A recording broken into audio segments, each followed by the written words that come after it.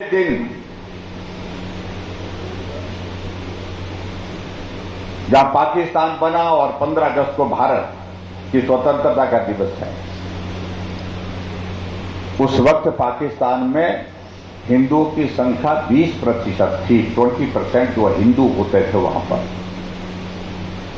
और आज की तारीख में वहां हिंदुओं की संख्या 2% है।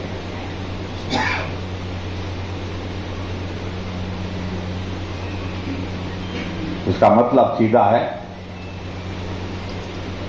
सनातन को समाप्त करके, सनातन को कुचल करके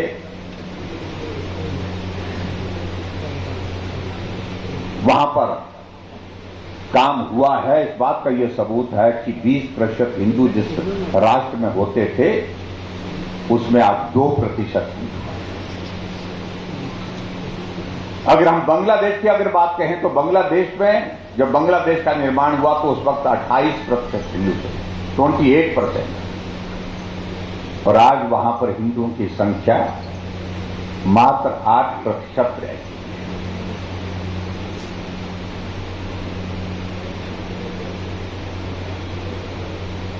और भारतवर्ष में जो हालात, जो परिस्थिति है, मुझे लगता है कि उसके बारे में कहने की आवश्यकता नहीं। उस समुदाय की आबादी बहुत कम होती थी,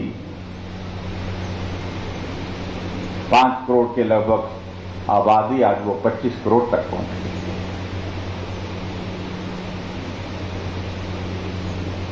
मैं किसी जाति या किसी धर्म के बारे में यह कहने के लिए नहीं, लेकिन हमको इतिहास को समझना पड़ेगा।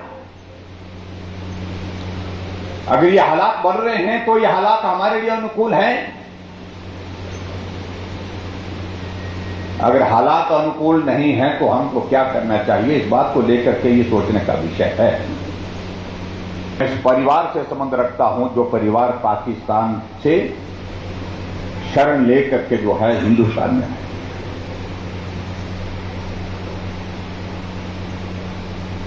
उनका परिवार ऐसा उस पीड़ा के दौर में गुजरा होगा। अपने बुजुर्गों की बात कह रहे थे, लेकिन आप कल्पना करिए उस दौर के इतिहास में अगर जाएंगे, ऐसे कितने परिवार हैं जो बहुत विकट परिस्थितियों में कई दिन चल करके जो है वो हिंदुस्तान में पैदल आए, भूखे आए, नंगे पांव चल करके पहुंचे।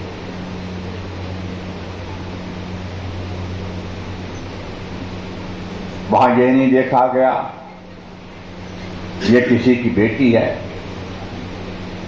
वहां यह नहीं देखा गया उस वक्त कि ये किसी की मां है, किसी की पत्नी है। किस प्रकार की अमानवीय यातनाएं वहां पर दी गई है, वो सारी चीज का जिक्र करते हैं तो रोंगटे खड़े।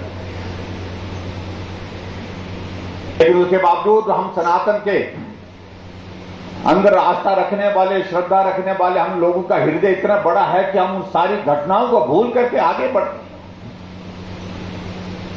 जैसा कि कुछ हुआ ही नहीं।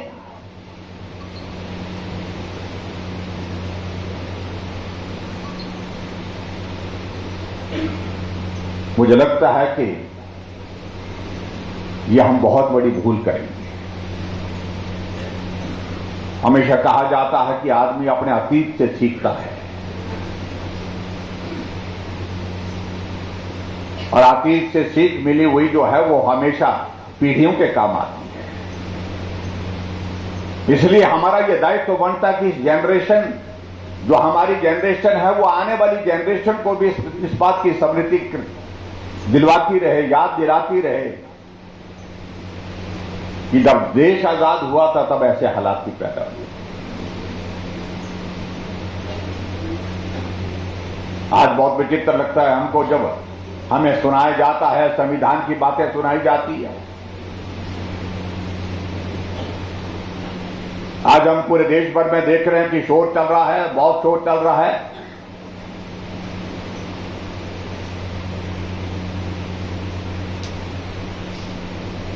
वोट चोर की संज्ञा दी जा रही है हमारी पार्टी को। हमारे नेतृत्व के साथ इस प्रकार की बातें कही जा रही हैं उनके बारे में।